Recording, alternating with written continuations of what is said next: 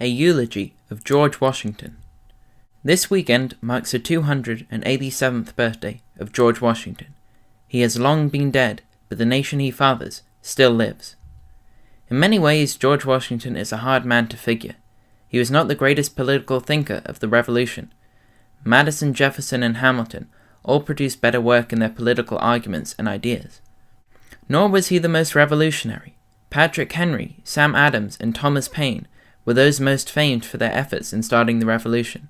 He was not an especially gifted military strategist. He lost battle after battle in the Revolutionary War. So what made George Washington great?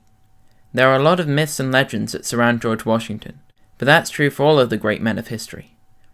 A mere biography of the life of Washington is itself incredible.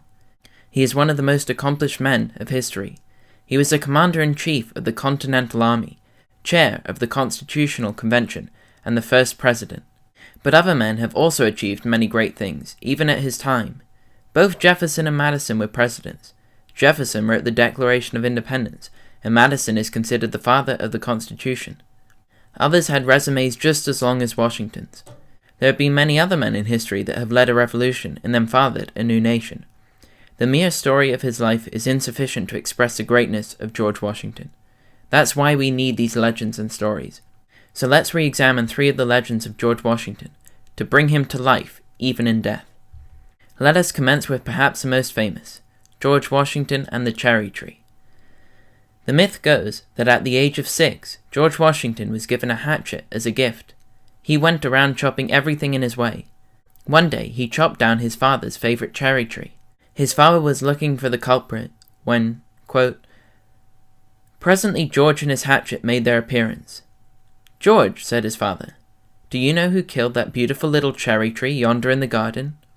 This was a tough question, and George staggered under it for a moment, but quickly recovered himself, and looking at his father, with the sweet face of youth, brightened with the inexpressible charm of all-conquering truth, he bravely cried out, "I can't tell a lie, Pa. You know I can't tell a lie. I did cut it with my hatchet." "Run to my arms, you dearest boy," cried his father in transports. "Run to my arms. Glad am I, George, that you killed my tree, for you have paid me for it 1,000-fold. Such an act of heroism in my son is more worth than 1,000 trees, though blossomed with silver and their fruits of purest gold." This story is a testament to the honesty of George Washington. He was trusted by the greatest men of his time, the founders of our republic. Amongst themselves they had disagreements and bickerings, but Washington was on a different level. They looked up to him as if he had wisdom beyond their own. The wisest men of his age accepted his judgments because the word of Washington was worth more than gold. The second story of Washington happens to be true. In 1783, as the Revolutionary War was coming to its close, a group of officers in the Continental Army were upset at the failure of the Congress to pay them and feared not getting the back pay and the pensions that they had been promised. On March 10, 1783, a letter began to circulate around the Continental Army camp in Newburgh, New York, saying if the officers were not paid, they ought to issue Congress with an ultimatum. It was a situation that had been building for a few months and was threatening to get out of hand and lead to a revolt against the Congress. At the same time, a meeting was anonymously called for the 11th of March. Washington forbade the meeting and announced there would be one on the 15th instead, but suggested he would not be attending. As the meeting commenced, Washington entered, surprising everybody. He took the floor and implored the officers not to risk everything that they had fought for with a revolt. It is now known as the Newburgh Address. Then Washington famously reached into his pocket and produced a letter, which he said was from a member of Congress. He fumbled with it for a second, and then stared at it for a few more, without speaking. He then reached again to his pocket and withdrew a pair of glasses. Few had ever seen him wear them. All were astonished. He then said, "Gentlemen, you will permit me to put on my spectacles, for I have not only grown grey, but almost blind in the service of my country." He then read the letter and left. The moment of vulnerability from this fearless leader had struck everyone and brought many to tears. The officers then denounced the letter that had been circulating and expressed their unshaken confidence in Congress. The revolt was over. As Major Samuel Shaw, who was present, wrote, "There was something so natural, so unaffected in this appeal, as rendered it superior to the most studied oratory. It forced its way to the heart, and you might see sensibility moisten every eye. Washington was so revered and respected that this simple gesture, this reminder of what Washington himself had given for the cause, was enough to dissuade them of their revolt. The final legend of George Washington is perhaps the greatest. The legend goes that King George, King of Great Britain, the tyrant against whom the Americans had rebelled, asked his American painter Benjamin West what Washington planned to do after the war. West replied, "They say he will return to his farm." The king was astonished. "If he does that," the king said, "he will be the greatest man in the world." It is exactly what Washington did. He could have crossed the Rubicon and became king. He had a loyal army and a nation of admirers, but instead he resigned his post and gave us a republic we have today.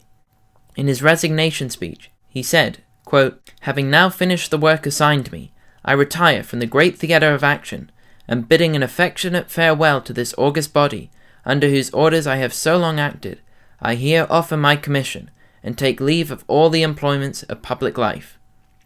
The following day, George Washington left to return to his farm at Mount Vernon. From these stories we see the character of a man, adored by a nation, and respected by the greatest men of his age.